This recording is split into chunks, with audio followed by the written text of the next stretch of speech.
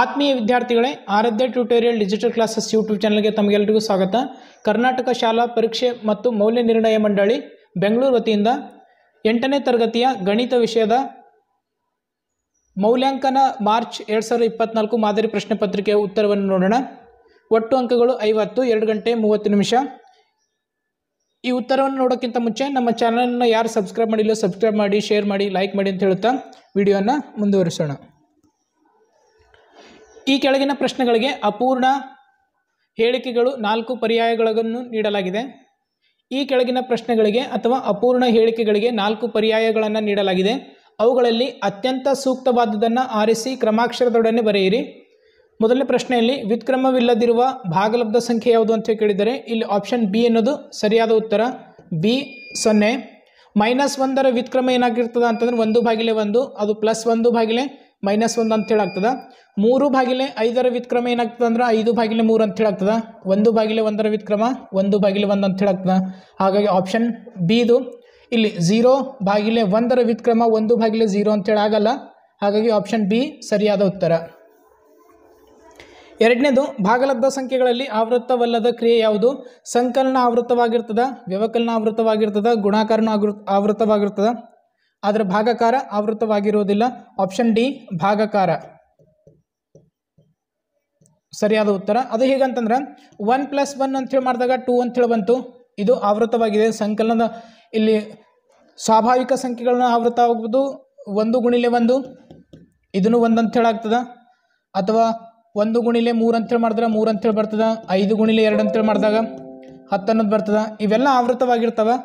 ಗುಣಾಕಾರ ಮಾಡಿದ್ರು ಆವೃತ್ತವಾಗಿರ್ತದೆ, ವ್ಯವಕಲನ ಮಾಡಿದ್ರು 3 - 2 ಮಾಡಿದಾಗ 1 ಅಂತೇಳಿ ಬಂತು, 2 - 3 ಅಂತೇಳಿ ಮಾಡಿದಾಗ -1 ಅಂತೇಳಿ ಬಂತು ಉತ್ತರ. ಆದ್ರೆ ಇಲ್ಲಿ ಭಾಗಾಕಾರ ಯಾವ ರೀತಿ ಆವೃತ್ತವಾಗಲ್ಲ ಅಂದ್ರೆ 0/1 ಅಂತೇಳಿ ಮಾಡಿದಾಗ 0 ಅನ್ನೋದು ಬಂತು, ಆದರೆ 1/0 ಅಂತೇಳಿ ಮಾಡಿದಾಗ ಇದು ಇನ್ಫಿನಿಟಿ ಅಂತೇಳಿ ಬರ್ತದೆ, ಅಥವಾ ನಾಟ್ ಡಿಫೈನ್ಡ್ ಅಂತೇಳಿ ಬರ್ತದೆ. ಹಾಗಾಗಿ ಇದು ಆವೃತ್ತವಾಗಿರುವುದಿಲ್ಲ. ಮೂರನೇ ಪ್ರಶ್ನೆ, 169ರ ವರ್ಗದ ಬಿಡಿ ಸ್ಥಾನದ ಅಂಕಿ. ಮೂರನೇ ಪ್ರಶ್ನೆ, 169ರ ವರ್ಗದ ಬಿಡಿ ಸ್ಥಾನದ ಅಂಕಿ ಯಾವುದು ಅಂತ ಕೇಳಿದರೆ 169 ಇಲ್ಲಿ ಬಿಡಿ ಸ್ಥಾನದಲ್ಲಿ 9 ಅದ. ಇದನ್ನು ವರ್ಗಗೊಳಿಸಿದಾಗ 81 ಅನ್ನೋದು ಬರ್ತದೆ. ಈ 169ರ ವರ್ಗವನ್ನು ನೋಡ್ಬೇಕು ನಾವು. ಇದು ಬಿಡಿ ಸ್ಥಾನದಲ್ಲಿ 9 ಅಂತಂದ್ರೆ ಇದ್ರ ಬಿಡಿ ಸ್ಥಾನದಲ್ಲಿ ವರ್ಗ ಸಂಖ್ಯೆ ಬಿಡಿ ಸ್ಥಾನದಲ್ಲಿ 1 ಬರ್ತದೆ. ಸರಿಯಾದ ಉತ್ತರ 1, ಆಪ್ಷನ್ ಎ 1. ಈ ಕೆಳಗಿನವುಗಳಲ್ಲಿ ಯಾವುವು? ನಾಲ್ಕನೇ ಪ್ರಶ್ನೆ, ಈ ಕೆಳಗಿನವುಗಳಲ್ಲಿ ಒಂದು ಚರಾಕ್ಷರವುಳ್ಳ ರೇಖಾತ್ಮಕ ನಾಲ್ಕನೇ ಪ್ರಶ್ನೆ, ಈ ಕೆಳಗಿನವುಗಳಲ್ಲಿ ಒಂದು ಚರಾಕ್ಷರವುಳ್ಳ ರೇಖಾತ್ಮಕ ಸಮೀಕರಣ ಅಂತ ಹೇಳಿ ಕೇಳಿದ್ದಾರೆ. ಇಲ್ಲಿ ಎಲ್ಲ ಆಪ್ಷನ್ಸ್ಗಳು ಒಂದು ಚರಾಕ್ಷರಗಳು ಮಾತ್ರ ಇವೆ. ಒಂದು ಚರಾಕ್ಷರ ಇವೆ. ಆದರೆ ರೇಖಾತ್ಮಕ ಅಂತ ಹೇಳಿ ಕೇಳಿದ್ದಾರೆ. ರೇಖಾತ್ಮಕ ಅಂತಂತ ಕೇಳಿದಾಗ ಇಲ್ಲಿ ವರ್ಗ ಸಂಖ್ಯೆ, ಆದರೆ ಇಲ್ಲಿ ರೇಖಾತ್ಮಕ ಅಂತ ಹೇಳಿ ಕೇಳಿದ್ರೆ ಇಲ್ಲಿ ಏನದ ಅಂತಂದ್ರೆ ಘಾತ ಸಂಖ್ಯೆ 2 ಇದೆ, ವರ್ಗಾತ್ಮಕ ಅಂತ ಹೇಳತ್ತದ. ಇಲ್ಲಿ ಘಾತ ಸಂಖ್ಯೆ 3 ಘನಾತ್ಮಕ. ಇಲ್ಲಿ ಘಾತ ಸಂಖ್ಯೆ 1 ಇದೆ, ಇದು ರೇಖಾತ್ಮಕ ಆಯ್ತದ. ಆದ್ರೆ ಇಲ್ಲಿ x ಅನ್ನೋದು ನಾವು ಲಸ ತೆಗೆದಾಗ ಇದ್ರ ಜೊತೆ ಗುಣಾಕಾರ ಆಗಿ ಇದು x² ಅಂತ ಹೇಳಿ ಆಗ್ತದ, ಇದನ್ನು ವರ್ಗ ಆಯ್ತದ. ಹಾಗಾಗಿ ಆಪ್ಷನ್ ಸಿ ಅನ್ನೋದು ಸರಿಯಾದ ಉತ್ತರ. 5/3 x + 7/5 = 2/7 ಅನ್ನೋದು ಇದು ಒಂದು ರೇಖಾತ್ಮಕ ಸಮೀಕರಣ, ಒಂದು ಚರಾಕ್ಷರವುಳ್ಳ ರೇಖಾತ್ಮಕ ಸಮೀಕರಣ. ಏಳನೇ ಪ್ರಶ್ನೆ, 7xy ಒಂದು ಸಜಾತಿ ಪದ. ಸಜಾತಿ ಪದ ಅಂತ ಹೇಳಿ ಕೇಳಿದರೆ ಇಲ್ಲಿ ಆಪ್ಷನ್ ಎ ಅನ್ನೋದು ಸರಿಯಾದ ಉತ್ತರ ಆಗ್ತದೆ. ಆಪ್ಷನ್ ಎ -2/3 xy ಇದು ಸಜಾತಿ ಪದ. ಆಪ್ಷನ್ ಸಿನೂ ಆಗಲ್ಲ, ಬಿನೂ ಆಗಲ್ಲ, ಡಿನೂ ಆಗಲ್ಲ. ಯಾಕಂತಂದ್ರೆ ಇಲ್ಲಿ 2 ಪದಗಳು ಬೇರೆ ಬೇರೆ ಅವ, ಇಲ್ಲಿ 3 ಪದಗಳು, 3 ಪದೋಕ್ತಿ, ಇಲ್ಲಿ 2 ಪದೋಕ್ತಿ ಬೇರೆ ಬೇರೆ ಅವ. ಹಾಗಾಗಿ ಸಜಾತಿ ಪದ ಯಾವುದಾಗ್ತದೆ ಅಂತಂದ್ರೆ -2/3 xy ಅನ್ನೋದು. ಆರನೇ ಪ್ರಶ್ನೆ, x ಮತ್ತು yಗಳು ನೇರ ಅನುಪಾತದಲ್ಲಿದ್ದರೆ ಆಗ ಶೂನ್ಯವಲ್ಲದ ಒಂದು ವಾಸ್ತವ ಸ್ಥಿರಾಂಕ ಕೆಗೆ ಏನು ಸಮಾನ ಆಗ್ತದೆ ಅಂತೇಳಿ. ನೇರ ಅನುಪಾತ ಅಂದ್ರೆ x ಅನುಪಾತ y, ಇದನ್ನು ಈ ರೀತಿ ಬರ್ಕೊಳ್ಬೋದು, x/y. ಇದು ಎದಕ್ಕೆ ಈಕ್ವಲ್ ಆಗ್ಲತ್ತದ ಅಂತಂದ್ರೆ ಕೆಗ. ಹಾಗಾಗಿ ಆಪ್ಷನ್ ಸಿ ಅನ್ನೋದು ಸರಿಯಾದ ಉತ್ತರ. ಆಪ್ಷನ್ ಸಿ x/y = k ಅನ್ನೋದು ಉತ್ತರ. ಏಳನೇ ಪ್ರಶ್ನೆ, ಒಂದು ಯಾದೃಚ್ಛಿಕ ಪ್ರಯೋಗದ ಒಂದು ಅಥವಾ ಹೆಚ್ಚು ಫಲಿತಾಂಶಗಳನ್ನು ಇದನ್ನು ವ್ಯಾಖ್ಯಾನಿಸುತ್ತವೆ. ಒಂದು ಪ್ರಯೋಗ ಅಂಥೇಳಿ ಆಗಲ್ಲ, ಒಂದು ಅದೃಷ್ಟ ಅಂಥೇಳಿ ಆಗಲ್ಲ, ಒಂದು ಯತ್ನ ಅಂಥೇಳಿ ಆಗಲ್ಲ, ಇದು ಒಂದು ಘಟನೆ ಅಂಥೇಳಿ ಆಗ್ತದ. ಆಪ್ಷನ್ ಡಿ ಅನ್ನೋದು ಸರಿಯಾದ ಉತ್ತರ, ಒಂದು ಘಟನೆ.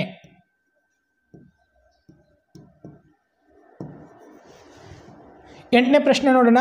9 ಬಾಹುಗಳಿರುವ ಒಂದು ಬಹುಭುಜಾಕೃತಿ ಹೆಸರು. 9 ಅಂದ್ರೆ ನವ ಅಂತ ಹೇಳಿ ಕರೀತಾರೆ. ಆಪ್ಷನ್ ಬಿ ಸರಿಯಾದ ಉತ್ತರ, ನವಭುಜ. ನವಭುಜ.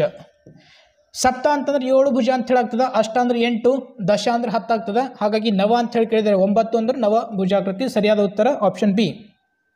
9ನೇ ಪ್ರಶ್ನೆ. ಒಂದು ಬಹುಮುಖಿ ಅಥವಾ ಬಹುಮುಖ ಘನಗೆ ಸಾಮಾನ್ಯ ಸಂಕೇತಾಕ್ಷರಗಳೊಂದಿಗೆ ಐಲರ್ನ ಸೂತ್ರ ಅಂತ ಹೇಳಿ ಕೇಳಿದರೆ, ಐಲರ್ನ ಸೂತ್ರವನ್ನು ಅಪ್ಲೈ ಮಾಡಬೇಕಾದ್ರೆ ಘನಾಕೃತಿಯನ್ನು ಇರಬೇಕು. ನಾನು ಇಲ್ಲೊಂದು ಚೌಕ ಘನಾಕೃತಿ ಅಂತ ತಗೊಳ್ತೇನೆ.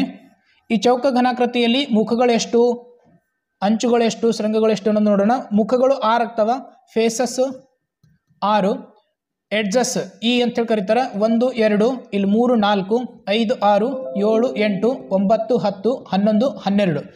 ಎಡ್ಜಸ್ ಎಷ್ಟೈತವ ಅಂತಂದ್ರೆ 12. ಶೃಂಗಗಳು, ಇವು ಶೃಂಗಗಳಿಗೆ ಕರಿತೀವಿ 1 2 3 4 5 6 7 8. 8 ಶೃಂಗಗಳು ಇರ್ತವೆ. ಅವುಗಳಿಗೆ ವರ್ಟೈಸಸ್ ಅಂತೇಳಿ ಕರಿತೀವಿ 8. ಸೂತ್ರದಲ್ಲಿ ಹಾಕಿ ನೋಡಿದಾಗ ಇಲ್ಲಿ ಫೇಸಸ್ 6 ಪ್ಲಸ್ ವರ್ಟೈಸಸ್ 8 ಈಕ್ವಲ್ಸ್ ಟು ಇಲ್ಲಿ 12 ಪ್ಲಸ್ 2 14 ಈಕ್ವಲ್ಸ್ ಟು 14 ಅನ್ನೋದು ಬಂತು. ಇದು ಸರಿಯಾದ ಉತ್ತರ, ಆಪ್ಷನ್ ಸಿ ಸರಿಯಾದ ಉತ್ತರ. ನೀವು ಬೇರೆ ಸೂತ್ರದಲ್ಲಿ ಹಾಕಿ ನೋಡ್ರಿ, ಅದನ್ನು ಹೊಂದಾಣಿಕೆ ಆಗಲ್ಲ. ಹಾಗಾಗಿ ಆಪ್ಷನ್ ಬಿ ಅನ್ನೋದು ಸರಿಯಾದ ಉತ್ತರ. Equals to E plus 2, F plus V equals to E plus 2 ಅನ್ನೋದು ಐಲರ್ನ ಸೂತ್ರ. 10ನೇ ಪ್ರಶ್ನೆ. ಈ ಕೆಳಗಿನ ಸಂಖ್ಯೆಗಳಲ್ಲಿ 108 ನಿಶೇಷವಾಗಿ ಭಾಗಿಸುವ ಸಂಖ್ಯೆ ಯಾವುದು ಅಂತ ಕೇಳಿದ್ರೆ, 5 ಅಂತೂ ಆಗಲ್ಲ. 5 ಆಗಬೇಕಾದ್ರೆ ಬಿಡಿ ಸ್ಥಾನದಲ್ಲಿ 0 ಇರಬೇಕು. ಅಥವಾ 108 11ರಿಂದ ಭಾಗವಾಗಲ್ಲ, 7ರಿಂದ ಭಾಗವಾಗಲ್ಲ, 9ರಿಂದ ಭಾಗವಾಗ್ತದೆ. ಹಾಗಾಗಿ ಆಪ್ಷನ್ ಡಿ ಸರಿಯಾದ ಉತ್ತರ 9. 11ನೇ ಪ್ರಶ್ನೆ. 100 ಗುಣಿಲೆ ಎ ಪ್ಲಸ್ 10 ಗುಣಿಲೆ ಸಿ ಪ್ಲಸ್ ಬಿ ಯ ಸಾಮಾನ್ಯ ರೂಪ ಅಂತ ಹೇಳಿ ಕೇಳಿದರೆ, 100ರ ಸ್ಥಾನದಲ್ಲಿ ಎ ಇದೆ, 10ರ ಸ್ಥಾನದಲ್ಲಿ ಸಿ, ಬಿಡಿ ಸ್ಥಾನದಲ್ಲಿ ಬಿ ಅಂತ ಹೇಳಿದೆ. ಹಾಗಾಗಿ ಎ ಸಿ ಬಿ ಅಂತ ಹೇಳಾಗ್ತದೆ. ಇದು ಉತ್ತರ ಎ ಸಿ ಬಿ. ಇದು ಆಪ್ಷನ್ ಎಲ್ಲಿದೆ? ಬಿ ನಲ್ಲಿದೆ. ಸರಿಯಾದ ಉತ್ತರ ಎ ಸಿ ಬಿ ಅನ್ನೋದು. 12ನೇ ಪ್ರಶ್ನೆ. ಈ ಕೆಳಗಿನವುಗಳಲ್ಲಿ ಪೂರ್ಣ ಘನ ಸಂಖ್ಯೆ ಅಂತ ಕೇಳಿದರೆ, ಇಲ್ಲಿ ಆಪ್ಷನ್ ಎ ಅನ್ನೋದು ಪೂರ್ಣ ಘನ ಸಂಖ್ಯೆ 1728 1728. ಇದು 12ರ ಘನ ಸಂಖ್ಯೆ. ಉಳಿದವೆಲ್ಲ ಯಾವುದೂ ಘನ ಸಂಖ್ಯೆಗಳಲ್ಲ. 13ನೇ ಪ್ರಶ್ನೆ. 0.00003ರ ಸಾಮಾನ್ಯ ಅಥವಾ ವೈಜ್ಞಾನಿಕ ಸಂಕೇತ ರೂಪ ಅಂತ ಕೇಳಿದರೆ, ಇದನ್ನು ನಾವು ಯಾವ ರೀತಿ ಬರ್ಕೊಳ್ಬೋದು ಅಂತಂದ್ರೆ 3 ಭಾಗಿಲೆ ಎಷ್ಟು ಸೊನ್ನೆಗಳು 1 2 3 4 5 ಈ ಸಂಖ್ಯೆಗಿಡ್ದು 6 ಆಗ್ತವ. ಈ ರೀತಿ ನಾವು 6 ಸೊನ್ನೆಗಳನ್ನು ಬರ್ಕೊಳ್ಬೋದು. ಇದನ್ನು 3 ಗುಣಿಲೆ ಇವು ಮೇಲ್ಗಡೆ ಹೋದಾಗ ಅಂಶಕ್ಕೆ ಹೋದಾಗ 10ರ ಘಾತಾಂಕ -6 ಅಂತ ಹೇಳಾಗ್ತದ. ಆಪ್ಷನ್ ಬಿ ಸರಿಯಾದ ಉತ್ತರ, -6 ಅನ್ನೋದು ಆಪ್ಷನ್ ಬಿ. 3 ಗುಣಿಲೆ 10ರ ಘಾತಾಂಕ -6. 14ನೇ ಪ್ರಶ್ನೆ. 3:4 ಅನುಪಾತದ ಶೇಕಡಾ ರೂಪ ಅಂತ ಕೇಳಿದರೆ, 3/4 ಶೇಕಡಕ್ಕೆ ಪರಿವರ್ತನೆ ಮಾಡಬೇಕಾದ್ರೆ 100, 4 2 8, 4 5 20, 25 3 75, 75% ಆಗ್ತದೆ. ಇದು ಉತ್ತರ ಆಪ್ಷನ್ ಎ 75%. 15ನೇ ಪ್ರಶ್ನೆ. ಕಾಲಾವಧಿಗಳಲ್ಲಿ ಕ್ರಮವಾಗಿ ನಿರಂತರ ಬದಲಾವಣೆ ಹೊಂದುವ ದತ್ತಾಂಶವನ್ನು ತೋರಿಸುವ ನಕ್ಷೆ ಯಾವುದು ಅಂತ ಕೇಳಿದರೆ, ಕಾಲಾವಧಿಯಲ್ಲಿ ಒಂದು ಎಕ್ಸ್ ಎಕ್ಸಿಸ್ ಮತ್ತು ವೈ ಎಕ್ಸಿಸ್ ಅನ್ನು ತಗೊಂಡಾಗ ನಿರಂತರವಾಗಿ ಬದಲಾವಣೆಯನ್ನು ಹೊಂದಿರುವ ರೇಖೆಗೆ ಏನು ಕರಿತೀವಿ ಅಂದ್ರೆ ರೇಖಾ ನಕ್ಷೆ ಅಂತೇಳಿ ಕರಿತೀವಿ. ಈ ಸ್ತಂಭ ನಕ್ಷೆ ಇಂತಿಷ್ಟು ಕಾಲದಲ್ಲಿ ಬದಲಾವಣೆಯನ್ನು ಹೊಂದದ. ವೃತ್ತ ನಕ್ಷೆ ಅಂತೂ ಇದರಲ್ಲಿ ಇಲ್ಲ, ಅದ್ರ ಚಿತ್ರನಕ್ಷೆನೂ ಇಲ್ಲ. ಆಪ್ಷನ್ ಸಿ ಅನ್ನೋದು ಸರಿಯಾದ ಉತ್ತರ, ರೇಖಾ ನಕ್ಷೆ. 16ನೇ ಪ್ರಶ್ನೆ. ಮುಖಗಳ ಮೇಲೆ 1 2 3 4 5 6 ಒಂದು ಮುಖದ ಮೇಲೆ ಒಂದು ಸಂಖ್ಯೆ ಬರೆದಿರುವ ದಾಳವನ್ನು ಒಮ್ಮೆ ಉರುಳಿಸಲಾಗಿದೆ. ಫಲಿತಾಂಶ 2 ಪಡೆಯುವ ಸಂಭವನೀಯತೆ. ಇಲ್ಲಿ ಒಟ್ಟು ಫಲಿತಾಂಶಗಳು ಎಷ್ಟಿವೆ? n(s). ನಾವು ಪಡೆಯುವ ಸಂಭವನೀಯತೆ n(a). ಎಷ್ಟು 2 ಅನ್ನೋದು ಎಷ್ಟು ಸರಿ ಬರ್ತದೆ? 2 ಅನ್ನೋದು ಅಂತ ಹೇಳಿ ಕೇಳಿದರೆ 1 ಸರಿ ಬರ್ತದೆ. 1 ಭಾಗಿಲೆ n(s) ಎಷ್ಟದ್ದು? ಟೋಟಲು 6. ಸರಿಯಾದ ಉತ್ತರ 1/6. ಆಪ್ಷನ್ ಡಿ ಅನ್ನೋದು ಸರಿಯಾದ ಉತ್ತರ, ಡಿ 1/6. ರೋಮನ್ ಸಂಖ್ಯೆ 2 ಕೆಳಗಿನ ಪ್ರಶ್ನೆಗಳಿಗೆ ಉತ್ತರಿಸಿ. 17ನೇ ಪ್ರಶ್ನೆ. 11 ಸ್ಕ್ವೇರ್ ಮತ್ತು 12 ಸ್ಕ್ವೇರ್ ಇವುಗಳ ನಡುವೆ ಇರುವ ಸ್ವಾಭಾವಿಕ ಸಂಖ್ಯೆಗಳೆಷ್ಟು ಅಂತ ಹೇಳಿ ಕೇಳಿದ್ದಾರೆ. ಸ್ವಾಭಾವಿಕ ಸಂಖ್ಯೆ ಅಂತಂದ್ರೆ 11 ಸ್ಕ್ವೇರ್ ಎಷ್ಟಾಗ್ತದೆ? 121. 12 ಸ್ಕ್ವೇರು 144. ಇವುಗಳ ನಡುವಿನ ಸಂಖ್ಯೆ ಅಂತಂದ್ರೆ 144 ಮೈನಸ್ 121 ಎರಡನ್ನು ಮಾಡಿದಾಗ 23 ಅಂತೇಳಿ ಬರ್ತದೆ. ನಡುವಿನ ಸಂಖ್ಯೆ ಅಂತೇಳಿ ಕೇಳಿದ್ರೆ ಹಾಗಾಗಿ 21 ಮೈನಸ್ 1 ಮಾಡಿದ್ರೆ 22 ಸಂಖ್ಯೆಗಳ ನಡುವಿನ ಸಂಖ್ಯೆ ಬರ್ತವೆ. ಇಲ್ಲಿ ನೋಡ್ರಿ 3 ಸ್ಕ್ವೇರ್ ಮತ್ತು 4 ಸ್ಕ್ವೇರ್ ಅಂತ ತಗೋತೀನಿ. 3 ಸ್ಕ್ವೇರ್ ಎಷ್ಟಾಗ್ತದೆ 9, 4 ಸ್ಕ್ವೇರ್ 16. ಈ 16 ಮೈನಸ್ 9 ಮಾಡಿದಾಗ ಎಷ್ಟು ಬರ್ತದೆ 7. 7ರಲ್ಲಿ 1 ಮೈನಸ್ ಮಾಡಬೇಕು, ಆವಾಗ 6 ಸಂಖ್ಯೆಗಳನ್ನು ಸಿಗ್ತಾವೆ. ಇಲ್ಲಿ ನೋಡ್ರಿ 9, 10, 11, 12, 13, 14, 15, 16 ಒಳಗಿನ ಸಂಖ್ಯೆ ಮಾತ್ರ ಕೇಳ್ತಾರೆ. ಹಾಗಾಗಿ ನಾವು ಈ ಸಂಖ್ಯೆಗಳಿಗೆ ಮಾತ್ರ ಕೌಂಟ್ ಮಾಡಬೇಕು. 1, 2, 3, 4, 5, 6 ಸರಿಯಾದ ಉತ್ತರ 6. ಅದೇ ರೀತಿ ಇದು 11 ಸ್ಕ್ವೇರ್ 21 ಸ್ಕ್ವೇರ್ನು ಅಷ್ಟೇ ಆಗ್ತದೆ, 12 ಸ್ಕ್ವೇರ್ನು ಅಷ್ಟೇ ಆಗ್ತದೆ. ಪಕ್ಕದ ಚಿತ್ರದಲ್ಲಿ ಗಮನಿಸಿ, ಇವುಗಳನ್ನು ಬರೆಯಿರಿ. ಕೆ ಬಿಂದುವಿನ ನಿರ್ದೇಶಾಂಕಗಳು ಅಂತ ಹೇಳಿ ಕೇಳಿದ್ದಾರೆ. ಆಪ್ಷನ್ ರೋಮನ್ ಸಂಖ್ಯೆ 1 ಕೆ ಬಿಂದುವಿನ ನಿರ್ದೇಶಾಂಕಗಳು ಇದು 2 ಮತ್ತು 4. 2 ಮತ್ತು 4 ಅನ್ನೋದಲ್ಲಿ ಛೇದಿಸಿದೆ. ಹಾಗಾಗಿ 2, 4 ಫಸ್ಟಿಗೆ 2 ಅನ್ನೋದು ಬರೀಬೇಕು. ಯಾಕಂದ್ರೆ ಎಕ್ಸ್ ಅಕ್ಷೆ ಎಕ್ಸ್ ಆದ ನಂತರ ವೈ ಬರ್ತದಲ್ಲ ಆಲ್ಫಾಬೆಟ್ನಲ್ಲಿ, ಫಸ್ಟ್ ಸಂಖ್ಯೆ ಯಾವುದು ಇರಬೇಕು ಎಕ್ಸ್ನದು, ಸೆಕೆಂಡ್ ವೈನದು ಇರಬೇಕು. 1ರ ಉತ್ತರ 2, ಇಲ್ಲಿ ಪ್ರಶ್ನೆ 1 ರೋಮನ್ ಸಂಖ್ಯೆ ಉತ್ತರ ಕೆ ಬಿಂದುವಿನ ನಿರ್ದೇಶಾಂಕಗಳು 2, 4. ಎರಡನೇದು ನಿರ್ದೇಶಾಂಕಗಳು 2, 0. 2, 0 ಆಗಿರುವ ಬಿಂದು ಯಾವುದು ಅಂತ ಕೇಳ್ತಾರೆ. 2 ಅಂದರೆ ಎಕ್ಸ್ ಅಕ್ಷದ 2, 0 ಇಲ್ಲಿ ಎಮ್ ಬಿಂದು ಆಗ್ಯದ. ಇದು ಎಮ್ ಬಿಂದು 2, 0 ಅಂಥೇಳಿ ಬಿಂದುಗಳ ನಿರ್ದೇಶಾಂಕ ಬಿಂದುಗಳನ್ನು ಹೊಂದಿದೆ. ಉದ್ದ, ಅಗಲ ಮತ್ತು ಎತ್ತರಗಳು ಕ್ರಮವಾಗಿ ಎಲ್ ಮಾನ, ಬಿ ಮಾನ ಮತ್ತು ಎಚ್ ಮಾನ ಆಗಿರುವ ಆಯತಘನದ ಪೂರ್ಣ ಮೇಲ್ಮೈ ವಿಸ್ತೀರ್ಣ ಚದನಮಾನಗಳಲ್ಲಿ ಕಂಡುಹಿಡಿಯಿರಿ. ಬಳಸುವ ಸೂತ್ರ ಅಂತ ಹೇಳಿ ಕೇಳಿದರೆ ಇಲ್ಲಿ ಎಲ್, ಬಿ ಮತ್ತು ಎಚ್ ಉದ್ದ, ಅಗಲ, ಎತ್ತರವನ್ನು ತಗೊಂಡಾಗ ಸೂತ್ರ ಏನಾಗ್ತದೆ ಅಂತಂದ್ರೆ 2 into L B plus B H plus H L ಅಂತೇಳಿ ಅನ್ನೋದು ಸರಿಯಾದ ಉತ್ತರ. ಇದು ಆಯತಘನದ ಮೇಲ್ಮೈ ವಿಸ್ತೀರ್ಣ.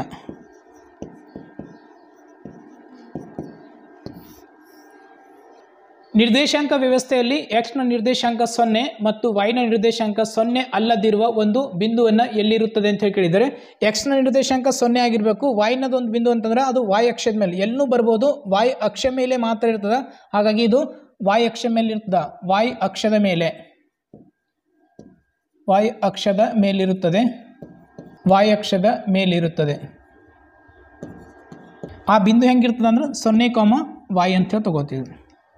ರಮಾ ಮತ್ತು ಶಶಿ ಇವರ 24 ವರ್ಷಗಳ ಹಿಂದಿನ ವಯಸ್ಸುಗಳ ಅನುಪಾತ 4:5 ಆಗಿತ್ತು. ಈಗ ಈ ಅನುಪಾತ 8:9 ಆದರೆ 24 ವರ್ಷಗಳ ಹಿಂದಿನ ಅವರಿಬ್ಬರ ವಯಸ್ಸನ್ನು ಕಂಡುಹಿಡಿಯಿರಿ. ರಮಾ ಮತ್ತು ಶಶಿರ ಈಗಿನ ವಯಸ್ಸೇನಾಗ್ತದ ಅಂತೇಳಿ, ರಮಾ ಮತ್ತು ಶಶಿ ಅವರ ವಯಸ್ಸು ಎಕ್ಸ್ ಅನುಪಾತ ವಾಯ್ ಆಗಿರಲಿ. ಹೇಳಿಕೆಯಂತೆ ಏನಾಗ್ತದೆ, ಹೇಳಿಕೆಯಂತೆ ಎಕ್ಸ್ ಅನುಪಾತ ವಾಯ್ ಈಕ್ವಲ್ಸ್ ಟು 4:4/5 ಅಂತ ಹೇಳಾಕ್ತು. ಇದನ್ನು ಓರೆ ಗುಣಾಕಾರ ಮಾಡಿದಾಗ 5x ಈಕ್ವಲ್ಸ್ ಟು 4y ಅಂತ ಹೇಳಾಕ್ತು. y ಈಕ್ವಲ್ಸ್ ಟು 5x/4 ಅನ್ನೋದು ಬಂತು. ಇದು ಸಮೀಕರಣ 1 ಅಂತ ಹೇಳ್ಕೊಳ್ಳೋಣ. ಅವರ ಹಿಂದಿನ ವಯಸ್ಸು ಆಯ್ತಿದ್ದು, ಈಗಿನ ವಯಸ್ಸು ರಮಾ ಮತ್ತು ಶಶಿಯ ಈಗಿನ ವಯಸ್ಸು ಏನಾಗ್ತದೆ ಅಂತಂದ್ರೆ ಎಕ್ಸ್ ಪ್ಲಸ್ 24 ವರ್ಷದ ಹಿಂದಿನ ವಯಸ್ಸು ಇದು ಆಗಿತ್ತು. ಈಗಿನ ವಯಸ್ಸು ಎಕ್ಸ್ ಪ್ಲಸ್ 24 ವೈ ಪ್ಲಸ್ 24 ಅದು 8:9 8/9 ಈಕ್ವಲ್ ಅದ ಅಂತ ಹೇಳ್ತಾ, ಇದನ್ನು ಓರೆ ಗುಣಾಕಾರ ಮಾಡಿದಾಗ 9x plus 24 216 equals to 8y plus 24 192 ಅಂತ ಹೇಳಾಗ್ತದೆ. ಇದು 9x minus 8y equals to 192 minus 216. ಇವಾಗ 9x ಮೈನಸ್ 8 ಇಂಟು ಇಲ್ಲಿ y ಬೆಲೆಯನ್ನು ಆದೇಶ ಮಾಡ್ತೀನಿ. y ಬೆಲೆ ಏನದ ಇಲ್ಲಿ ಅಂತಂದ್ರೆ 5x/4 ಅಂತ ಹೇಳಿದೆ, ಅದನ್ನು ಇಲ್ಲಿ ಆದೇಶ ಮಾಡ್ತೇನೆ. 5x ಭಾಗಿಲೆ 4 ಈಕ್ವಲ್ಸ್ ಟು ಇವೆರಡನ್ನು ಮೈನಸ್ ಮಾಡಿದಾಗ -24 ಅಂತೇಳಿ ಬಂತು. 4 1 4 2 8 ಏನಾಗ್ತದೆ ಇದು 9x minus 10x equals to -24 ಅನ್ನೋದು ಬಂತು. 2 ಮೈನಸ್ ಮಾಡಿದಾಗ -x ಈಕ್ವಲ್ಸ್ ಟು -24 ಹಾಗಾಗಿ x ಈಕ್ವಲ್ಸ್ ಟು 24 ಅಂತೇಳಿ ಬಂತು. ಇದು ಯಾರ ವಯಸ್ಸದ? ರಮಾ ಅವರ ವಯಸ್ಸು. ಹಾಗಾದರೆ ಶಶಿಯವರ ವಯಸ್ಸು ಏನಾಗ್ತದೆ ಅಂತಂದ್ರೆ ಇಲ್ಲಿ y ಈಕ್ವಲ್ಸ್ ಟು ಅಂತೇಳಿ ಪುಟ್ ಮಾಡಬೇಕು. y ಬೆಲೆ ಆದೇಶ ಮಾಡಿದಾಗ ಶಶಿಯವರ ವಯಸ್ಸನ್ನು ಬರ್ತದೆ. y ಈಕ್ವಲ್ಸ್ ಟು 5 x ಬೆಲೆ ಎಷ್ಟು 24 ಅಂತೇಳಿ ಬಂತು ಭಾಗಿಲೆ 4 4 1 4 6 24 y ಬೆಲೆ ಎಷ್ಟು ಬರ್ತದೆ ಇಲ್ಲಿ 30. 22ನೇ ಪ್ರಶ್ನೆ ಅವಿಭಾಜ್ಯ ಅಪವರ್ತನ ವಿಧಾನದಿಂದ 2744ರ ಘನಮೂಲವನ್ನು ಕಂಡುಹಿಡಿಯಿರಿ. ಮೊದಲು ಅವಿಭಾಜ್ಯ ಅಪವರ್ತನಗಳನ್ನು ಬರ್ಕೊಳ್ಬೇಕು. 2744 ಇದರ ಅವಿಭಾಜ್ಯ ಅಪವರ್ತನಗಳು ಮೊದಲು 2ರಿಂದ ಭಾಗ ಮಾಡಬೇಕು. 2 1 2 3 2 7 14 2 2 ಮತ್ತು 2ರಿಂದ ಭಾಗ ಹೋಯ್ತದೆ. 2 6 12 2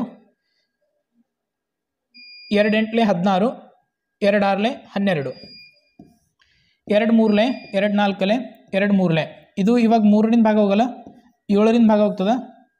7 4 28 7 9 63 7 7 49 7 1 7. ಈ ಘನ ಸಂಖ್ಯೆ ಏನಾಗ್ತದೆ ಅಂತಂದರೆ 2744 ಇದನ್ನು 2 ಇಂಟು 2 ಇಂಟು 2 ಗುಣಿಲೆ 7 ಇಂಟು 7 ಇಂಟು 7 ಅಂತೇಳಿ ಬರಿಬೋದು. 2 ಕ್ಯೂಬ್ ಇಂಟು 7 ಕ್ಯೂಬು ಏನಾಗ್ತದೆ ಇದು ಇವೆರಡು ಗುಣಾಕಾರ ಮಾಡಿದಾಗ 14 ಕ್ಯೂಬ್ ಅಂತೇಳಿ ಆಗ್ತದೆ. ಈ 14 ಕ್ಯೂಬ್ ಬರ್ದು ಏನಾಗ್ತದೆ ಅಂತಂದ್ರೆ ಘನಮೂಲ 2744ರ ಘನಮೂಲ 14 ಅಂತೇಳಿ ಆಗ್ತದೆ. ಘನಮೂಲ ಇದ್ರ ಘನಮೂಲ 14. 23ನೇ ಪ್ರಶ್ನೆ 3 - 7x + 5x² ಅನ್ನು 7x² - 4x + 2ರಿಂದ ಕಳೆಯಿರಿ ಅಂತ ಹೇಳ್ಕೊಟ್ಟಿದ್ದಾರೆ. ಇಲ್ಲಿ ಮೊದಲು 7x² - 4x + 2 ಇದರಿಂದ -3 - 7x + 5x² ಕಳಿಬೇಕು. 7x² - 4x + 2 -3 ಇಲ್ಲಿ plus 7x minus into plus -5x².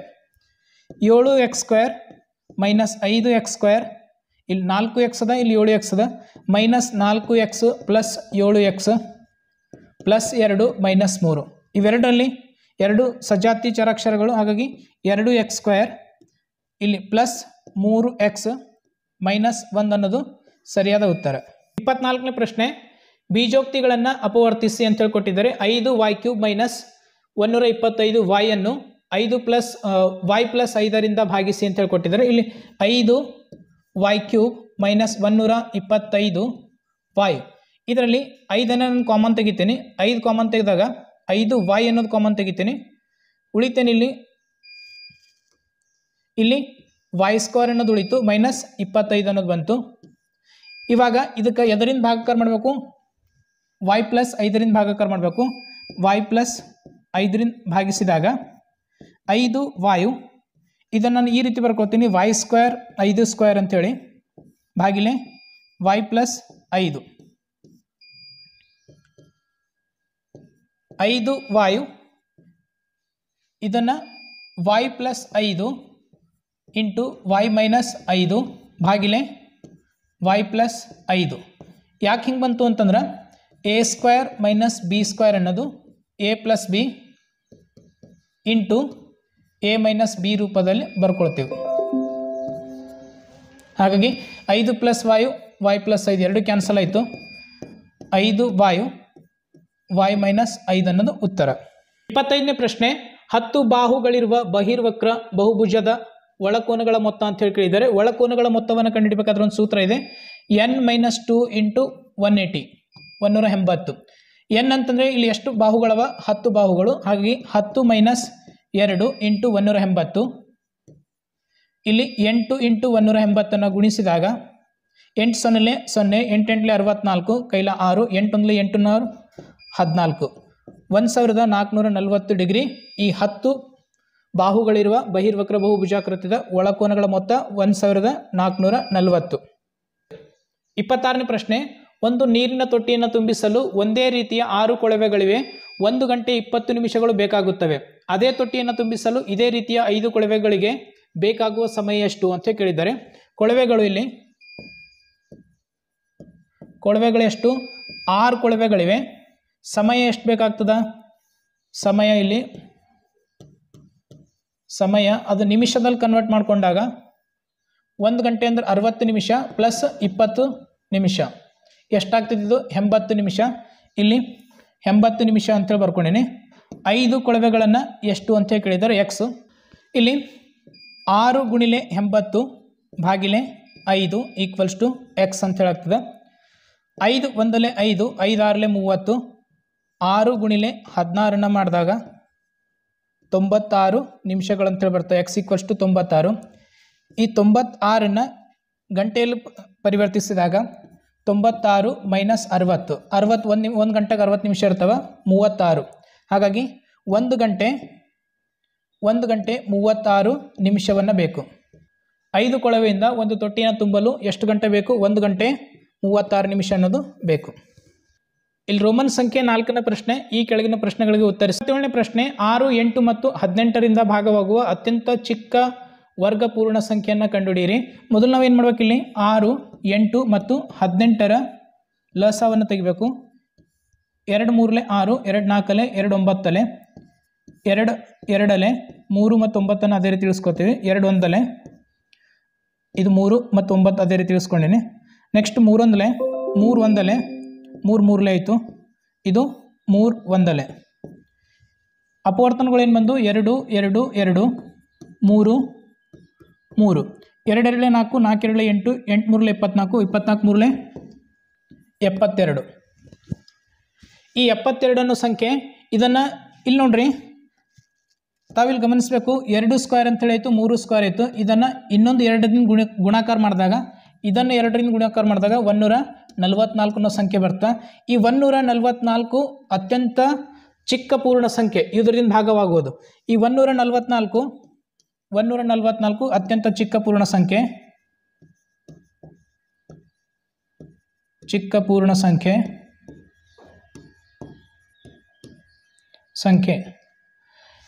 ಈ 144ಕ್ಕೆ 6ರಿಂದ ಭಾಗಿಸ್ಬೋದು, 8ರಿಂದ ಭಾಗಿಸ್ಬೋದು. 144 ಭಾಗಿಲೆ 8, 144 ಭಾಗಿಲೆ 18, 3 ಸಂಖ್ಯೆಗಳಿಂದ ಭಾಗಿಸ್ಬೋದು.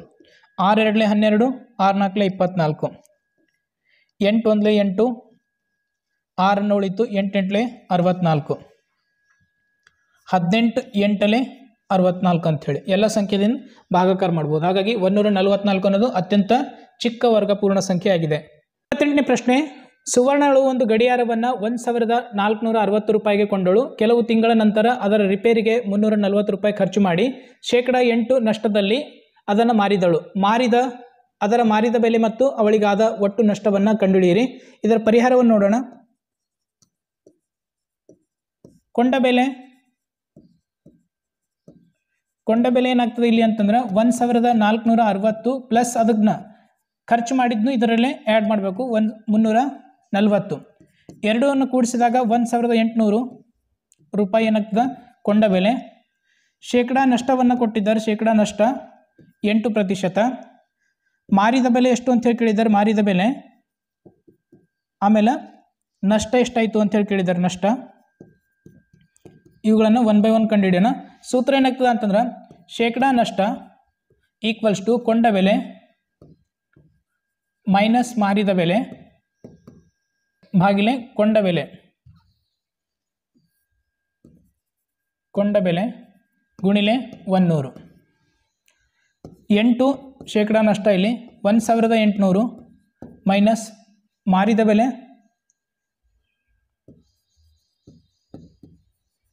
ಇಲ್ಲಿ ಮಾರಿದ ಬೆಲೆಯನ್ನು ಕಂಡುಹಿಡಿಬೇಕು ನಾವು. ಗುಣಿಲೆ 100, 1800 ಕೊಂಡ ಬೆಲೆ. 20 ಕಟ್ಟಾಯಿತು. 18 ಗುಣಿಲೆ 8, 8 ಗುಣಿಲೆ 18, 1800 ಮೈನಸ್ ಮಾರಿದ ಬೆಲೆ. 2 ಗುಣಿಸಿದಾಗ 8 8ಲೆ 64, ಕೈಲ 1 8 1 8 ಪ್ಲಸ್ 6 144 ಮೈನಸ್ 1800 ಈಕ್ವಲ್ಸ್ ಟು ಮಾರಿದ ಬೆಲೆ ಇವೆರಡನ್ನು ಮೈನಸ್ ಮಾಡಿದಾಗ ಇವೆರಡು ಕಳೆದಾಗ 1656 ಮೈನಸ್ ಅನ್ನೋದು ಬಂತು ಈಕ್ವಲ್ಸ್ ಟು ಮೈನಸ್ ಮಾರಿದ ಬೆಲೆ ಆಗ್ತದೆ. ಇಲ್ಲಿ ಮಾರಿದ ಬೆಲೆ, ಇಲ್ಲಿ ಮೈನಸ್ ಇತ್ತಲ್ಲ, ಮೈನಸ್ ಕ್ಯಾನ್ಸಲ್ ಆದಾಗ ಮಾರಿದ ಬೆಲೆ 1656. 8,000 ರೂಪಾಯಿಗೆ ಅದನ್ನು ಕೊಂಡು ಅಥವಾ ಅದು 8,000 ರೂಪಾಯಿ ಖರ್ಚವನ್ನು ಮಾಡಿ ಅದು ಮಾರಾಟ ಎಷ್ಟಕ್ಕೆ ಮಾಡಿದಳು ಅಂತಂದ್ರೆ 1656. ಹಾಗಾದರೆ ನಷ್ಟವನ್ನು ಕಂಡುಹಿಡಿ ಅಂದರೆ ನಷ್ಟ ಈಕ್ವಲ್ಸ್ ಟು ಕೊಂಡ ಬೆಲೆ ಮೈನಸ್ ಮಾರಿದ ಬೆಲೆ 1800 ಮೈನಸ್ 1656. ಎರಡನ್ನು ಮೈನಸ್ ಮಾಡಿದಾಗ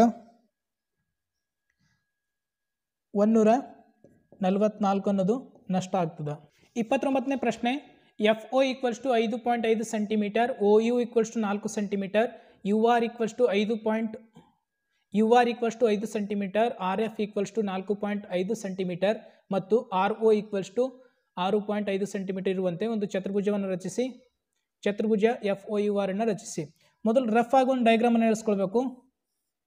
FOUR ಅನ್ನೋದು ಇಲ್ಲಿ FO ಅನ್ನೋದು 5.5 ಸೆಂಟಿಮೀಟರ್, OU ಅನ್ನೋದು 4 ಸೆಂಟಿಮೀಟರ್, UR ಅನ್ನೋದು 5 ಸೆಂಟಿಮೀಟರ್, RF ಅನ್ನೋದು 4.5 ಸೆಂಟಿಮೀಟರ್, ಇನ್ನೊಂದು OR ಅನ್ನೋದು 6.5 ಸೆಂಟಿಮೀಟರ್. ಮೊದಲನೇ ಹಂತ ಏನು ಮಾಡಬೇಕು? ಹಂತಗಳು ಇಲ್ಲಿ ಹಂತ 1 ಇಲ್ಲಿ ಮೊದಲು RO ಅನ್ನೋದು ಸ್ಕೇಲ್ನಿಂದ RO 6.5 ಸೆಂಟಿಮೀಟರನ್ನು ರಚನೆ ಮಾಡಬೇಕು. ರೇಖಾಖಂಡ RO 6.5 ಸೆಂಟಿಮೀಟರ್ ರೇಖೆಯನ್ನು ಎಳೆದಿದೆ. ನಂತರ R ಕೇಂದ್ರವಾಗಿಟ್ಕೊಂಡು ಸ್ಕೇಲ್ನಲ್ಲಿ 4.5 ಸೆಂಟಿಮೀಟರ್ ಎಳೆದು ಒಂದು ಕಂಸವನ್ನು ಎಳಿಬೇಕು. R ಕೇಂದ್ರವಾಗಿ 4.5 ಸೆಂಟಿಮೀಟರ್ ಒಂದು ಕಂಸವನ್ನು ಎಳಿಬೇಕು. ಕಂಸ ಎಳೆದಿದೆ. ನೆಕ್ಸ್ಟ್ O ಕೇಂದ್ರವಾಗಿ 5.5 ಸೆಂಟಿಮೀಟರ್, O ಕೇಂದ್ರವಾಗಿ 5.5 ಸೆಂಟಿಮೀಟರ್ ಕಂಸವನ್ನು, ಇವೆರಡೂ ಕಂಸವನ್ನು F ನಲ್ಲಿ ಛೇದಿಸಿದೆ. F ನಲ್ಲಿ ಈ ಎರಡೂ ರೇಖೆಗಳನ್ನು ಸೇರಿಸಬೇಕು. RF ಮತ್ತು OF ಅನ್ನೋದು RF ಮತ್ತು OF ರೇಖಾಖಂಡ ಛೇದಿಸಿದೆ. ನಂತರ ಏನು ಮಾಡಬೇಕು? R ಕೇಂದ್ರವಾಗಿಟ್ಕೊಂಡು U ಮೇಲೆ ಒಂದು 5 ಸೆಂಟಿಮೀಟರ್, R ಕೇಂದ್ರವಾಗಿ 5 ಸೆಂಟಿಮೀಟರ್ ಕಂಸವನ್ನು ಎಳಿಬೇಕು. ಕಂಸ ಮತ್ತು O ಕೇಂದ್ರವಾಗಿ 4 ಸೆಂಟಿಮೀಟರ್ ಕಂಸವು U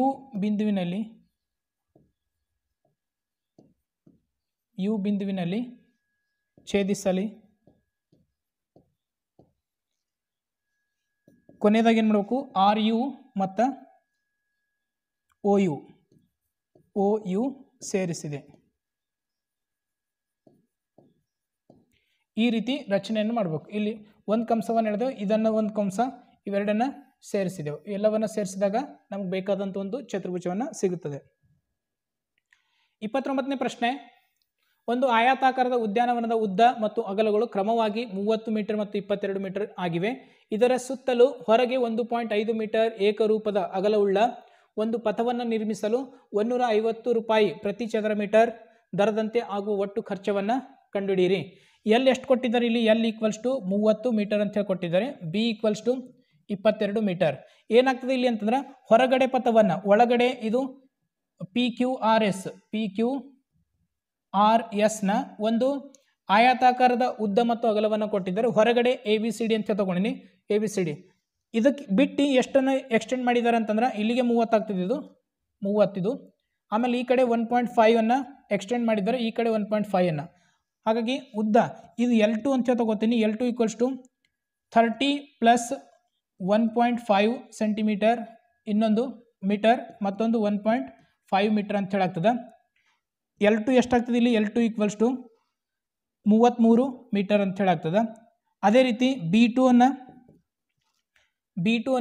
ಬಿ ಅಂತಂದ್ರೆ ಇದು ಆಗ್ತದೆ PS ಅಂತ ಹೇಳಿ ತಗೋಬೋದು ಅಥವಾ QR ಅನ್ನೋದು 22 ಅಂತ ಹೇಳಿ ಕೊಟ್ಟಿದ್ದಾರೆ, ಪ್ಲಸ್ 1.5 ಮೀಟರ್ ಈ ಕಡೆ, ಮತ್ತೊಂದು ಕಡೆ 1.5 ಮೀಟರ್, ಎಲ್ಲವನ್ನ ಕೂಡಿಸಾಗ ಇದು 25 ಮೀಟರ್ ಅಂತ ಹೇಳಾಗ್ತದೆ.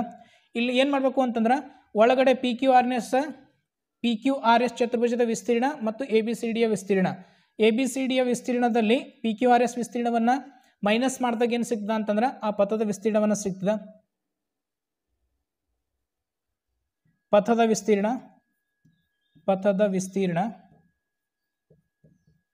ವಿಸ್ತೀರ್ಣ ಈಕ್ವಲ್ಸ್ ಟು ಚತುರ್ಭುಜ ABCD ಯ ವಿಸ್ತೀರ್ಣ ಮೈನಸ್